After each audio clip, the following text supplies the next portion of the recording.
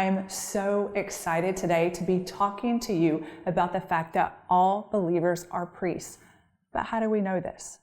Let's take a look at Scripture and see what it says about our priestly identity. We're going to explore the idea that became known as the doctrine of the priesthood of all believers, and then we'll quickly look at some of the key responsibilities that we have as priests in God's family. I am so excited. Let's open our Bibles to 1 Peter 2, 9, and 10. But you are a chosen people, a royal priesthood, a holy nation, God's special possession, that you may declare the praises of him who called you out of the darkness into his wonderful light. Once you were not a people, but now you are the people of God. Once you had not received mercy, but now you have received mercy. Peter originally wrote to the nation of Israel, but through Jesus, we have been grafted into their status as priests. So we are priests. Every single believer is a priest. This idea that all believers are priests is known as the doctrine of the priesthood of all believers. This doctrine has its roots in the Protestant Reformation led by Martin Luther King in the 16th century. At that time, the Roman Catholic Church divided Christians into two distinct groups: the spiritual estate, or the clergy, and the temporal estate, or the laity.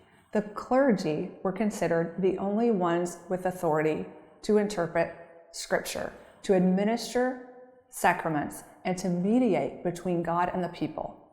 However, that division led to corruption and abuses within the church, such as the selling of indulgences and the misuse of power. So Martin Luther King challenged this system, asserting that all baptized believers, us, are part of a single spiritual estate. Drawing from Scripture, particularly what we just read, 1 Peter 2:9, which describes believers as a royal priesthood, Martin Luther emphasized that all Christians are spiritually equal, with direct access to God through Jesus. We don't need clergy to mediate for us because Christ is our high priest. Every believer has a role in ministry, and together we form God's kingdom of priests. Martin Luther emphasizes that every Christian has direct access to God through faith in Jesus Christ, without the need for an intermediary priest. This was revolutionary and a cornerstone of Protestant theology. As priests, we are called to live out our faith in various ways. One way is that we are called to draw near to God.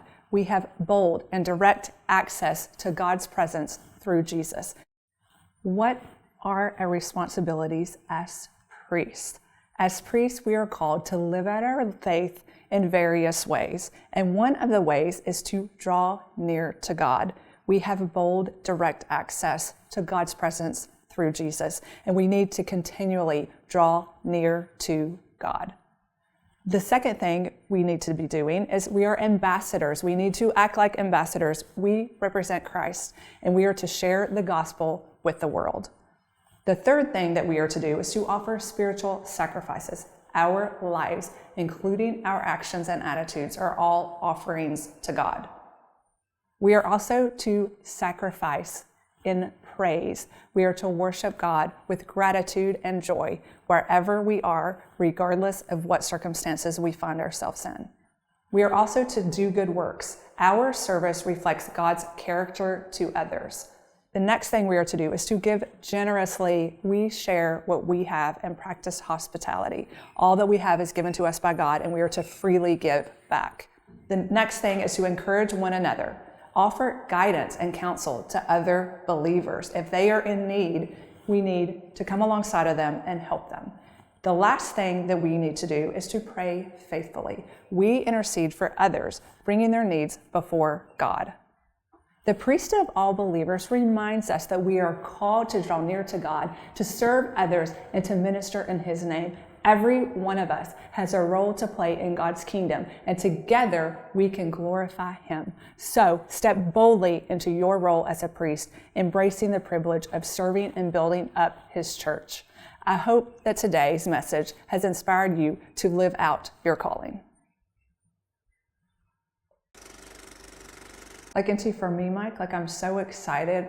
This is a cool concept. I don't know if I'm conveying that until the end. Yeah. Just build it up.